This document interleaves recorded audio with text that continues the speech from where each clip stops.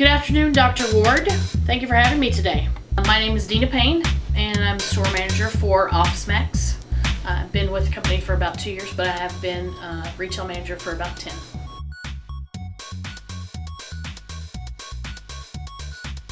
That is a great question, Douglas.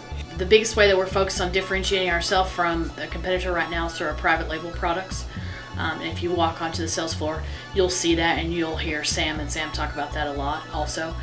But we do have a lot of brands out there that are our brand, but they don't have our name on them. And in most cases, they're a higher quality product, and a lot of times they're geared more towards the female shopper because of the research that we've done as a company has shown that, the bigger demographic of women is who, the administrative assistants, the secretaries, the office managers, the people that are in here shopping, a large portion of them are women. So we've geared a lot of our choices and the quality of our products towards, research that we've gotten from women in business and things like that.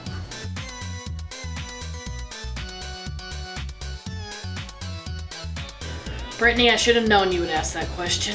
One thing that we are doing with growth is if you've been to a Safeway, any of the Safeway grocery store chains, we're actually the product category manager for Safeway. So in Austin, if you go to a Randall store and you go to the office supplies aisle, you'll find ofmax brand products on the shelf because we're the category manager for them.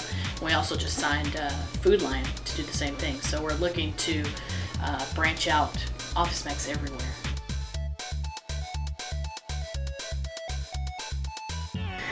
Man, Julio, I'm really glad you asked me that. First time I ever walked into a Staples, the one thing that I noticed was that they had a ton of private label merchandise. And you see us now headed that way. They have a huge following on their loyalty program. I think 50% of their customers have a free Staples card.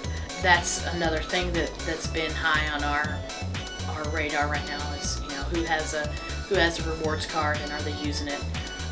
Because that's, one of the main ways that we're going to try to market to our customers this year.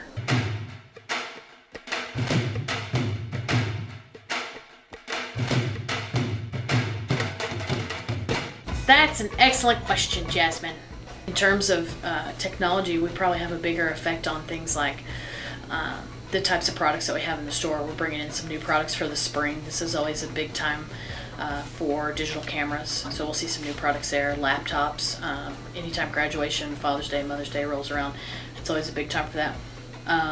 Some of our stores are going to start carrying the digital readers. So Sony makes one. I know that the Kindle is out there. So that's going to be, a product line that we're going to see if we can gain any momentum with.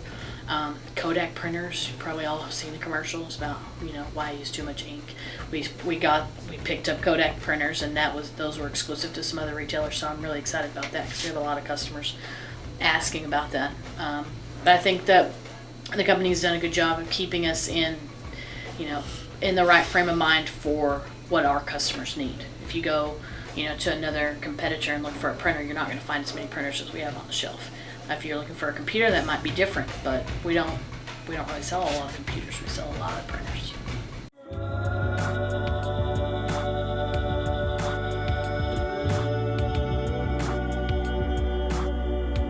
Chris, you're making this a really tough interview. Most of the time, you're looking at things like sales budget, which is set out at the beginning of the year.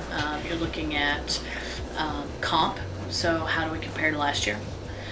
One of the big focuses for us right now is average ticket, because we know that the economy is obviously, not 100% back to where it was, 2 years ago, 3 years ago. So we're looking to drive the average ticket in the store up. The company has a goal of a 1.1% increase. So we want to take a fewer amount of customers and sell them each a little bit more so that we can drive a total sales comp in the store. We also look at specific metrics, like we look at the seller report, something that the store teams are looking at right now, the district teams are looking at. So that measures average ticket. It measures private label sales. We have a goal for what percentage of the sales in the store are private label. We have a goal for Impress sales. We have a goal for Max Assurance. We have a goal for Max Perks. So what percentage of our customers are rewards members? So there's specific metrics that we look at every day, but for the most part, you know, the store manager is going to be concerned with the P&L at the end of the month. You know, sales minus what it costs me to get the goods. So margin minus expenses equals profit. So obviously the goal is to run a profitable store.